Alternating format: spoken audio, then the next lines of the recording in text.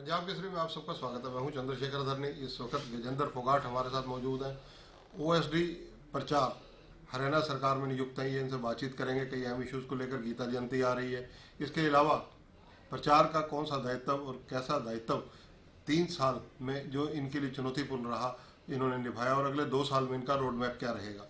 आपका स्वागत है पंजाब केसरी में। जी धनी साहब नमस्कार। आपके दर्शकों को बहुत नमस्कार। गजेंद्र जी, जिस प्रकार से गीता जयंती आ रही है, राष्ट्रपति गीता जयंती में शिरकत कर रही हैं, तो काफ़ी बड़ी इवेंट है ये, जिसमें प्रचार विभाग की भूमिका तो अहम रहने वाली है। उसको आप कैसे देखते हैं? आपका क्या दायित्व है वहाँ?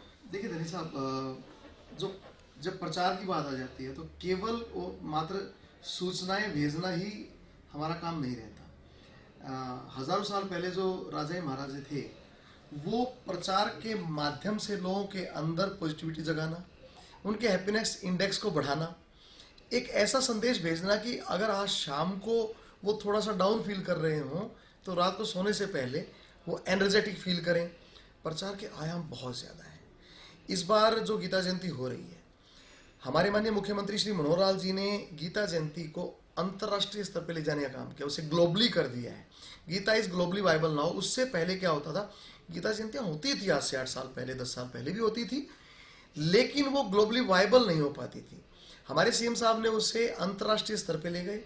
100 से ज़्यादा भाषाओं में माँ गीता का प्रचार शुरू हुआ और आज पूरी दुनिया, पहले भी पूरी दुनिया गीता को मानती थी पर पहुंची नहीं थी। देखिए, जंगल में मोर नाचा किसने देखा, तो उसका जो संदेश है वो आज हर, चाहे वो जर्मनी लगा ली, फ्रांस लगा लीजिए।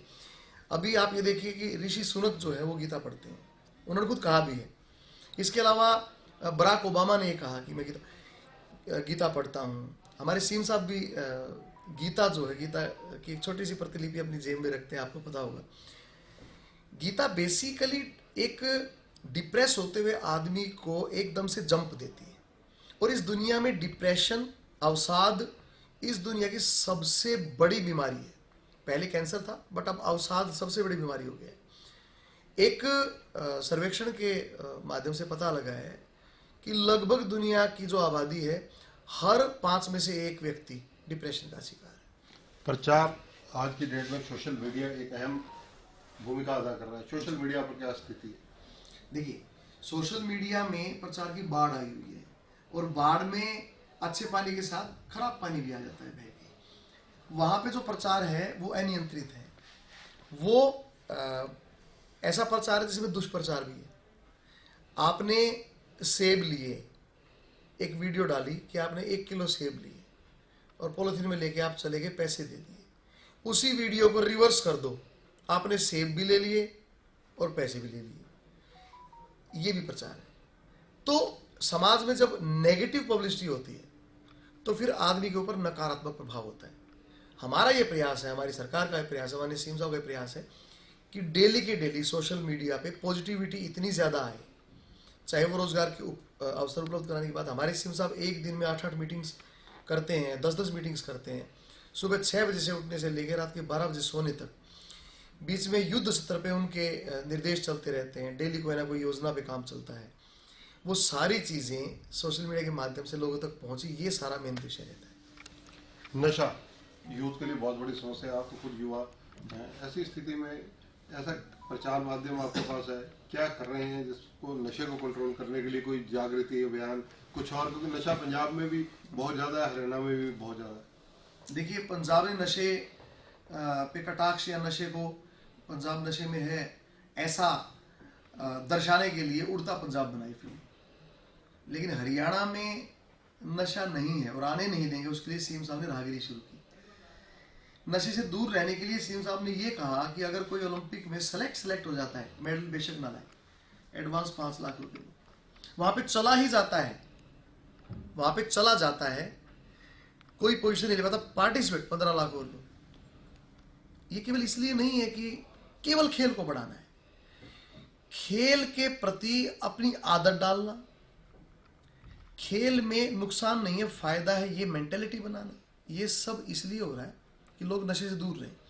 गांव-गांव में जो योगा टीचर्स का एक प्रारूप तैयार किया जा रहा है, लगे भी हैं। योगा यूनिवर्सिटी बनाने का जो पूरा आपने देखा है, ये जो स्थापित योग जो है वो आयोग बना दिया गया है, ये जितने प्रयास हो रहे हैं, ये सब हमारे सीएम साहब ने केवल और केवल नशे से बच्चों को दूर रखा जाए, सिर्फ उसके लिए किए। अगर पिछले 3 साल का जिक्र किया जाए, पूरे 3 साल तो आपको हुए नियुक्ति हुए, लेकिन जितना भी टाइम हुआ इसमें आपने डिपार्टमेंट को, विभाग को, सरकार को कोई ऐसे सुझाव दिए हों जो कारगर साबित हुए? देखिए, माननीय सीएम साहब इतने सक्षम हैं कि वो जो निर्देश देते हैं हमारे लिए तो वही बहुत महत्वपूर्ण होते हैं। उनके निर्देश आगे तक पहुंचाना, और डिपार्टमेंटल भी काफ़ी काम, बहुत नवीन चीज़ें हुई हैं। मैं फॉर एग्जांपल बताऊं कि जितने भी अभी इंटरनेशनल इवेंट हुए, चाहे वो सूरजकुंड मेला हुआ, चाहे वो हमने पिछले 3-4 साल में 2 इंटरनेशनल यूथ फेस्टिवल्स कराए, जिसमें लगभग 35 देशों के 1200 से 1500 आर्टिस्ट हरियाणा में आए, जिसमें इंग्लैंड हुआ, फ्रांस हुआ, जर्मनी, अमेरिका हुआ, और ऐसे ही इंटरनेशनल आर्टिस्ट गीता जयंती में भी और फरीदाबाद सूरजकुंड मेले में भी, और बहुत, ये सारा जो काम हुआ है वो इस सरकार में हुआ है। तो अगले 2 साल का रोड मैप क्या है आपका? देखिए साहब, प्रचार जो होता है, आप डेली सुबह उठते हैं, मुंह धोते हैं, भगवान की प्रार्थना करते हैं, खाना खाते हैं और निकल जाते हैं नया कुआं खोदने के लिए। शाम को उस कुएं का पानी पीते हैं और उसे बंद करके सो जाते हैं फिर अगले दिन। प्रचार तो डेली निरंतर चलने वाली प्रक्रिया है, अनवरत चलने वाली प्रक्रिया है, प्रकृति है।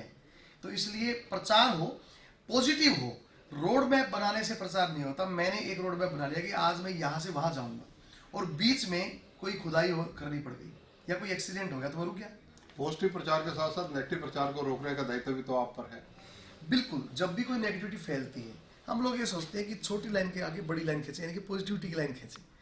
इसीलिए युवाओं को सीधे तौर से ये कह के कि भाई कोई नशा मत करो, नशे की गोलियां मत खाओ, ये मत खाओ, इंजेक्शन मत यूज करो, ये कहने की बजाय निस्बत ये कहना कि स्पोर्ट्स में जाओ, कल्चर में जाओ, इंटरनेशनल फेस्टिवल देखो। यानी कि अगर एक बच्चा कोई फूल तोड़ रहा है या पौधे को खराब कर रहा है तो उसे रोकने की बजाय उसके हाथ में पानी की पाइप पकड़ा के उसे काम पे लगा देना कि बेटा डिस्ट्रक्टिव नहीं, कंस्ट्रक्टिव। आज का जो युवा है, हमारे सीएम साहब कहते हैं, उन युवाओं की जो ऊर्जा है वो यूरेनियम की तरह है, उससे बिजली भी बनाई जा सकती है और बम भी बनाया जा सकता है।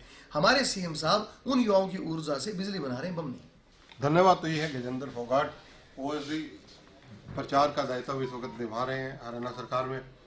इनका कहना है कि पॉजिटिव प्रचार पर ज़्यादा बल दिया जा रहा है, क्योंकि किसी की लाइन छोटी करने के बजाय अपनी लाइन लंबी खींचने के इनके प्रयास चल रहे हैं। मुख्यमंत्री की नीतियों को आम जनता तक पहुंचाना इनका लक्ष्य है, जैसा कि इन्होंने खुद कहा।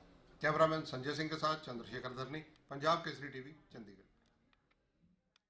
हमसे जुड़े रहने के लिए हमारे YouTube चैनल को सब्सक्राइब करें और नई वीडियो की नोटिफिकेशन के लिए बेल आइकॉन को दबाएं। अगर आप ये वीडियो Facebook पर देख रहे हैं तो लाइक जरूर करें और ज्यादा से ज्यादा शेयर करें। धन्यवाद।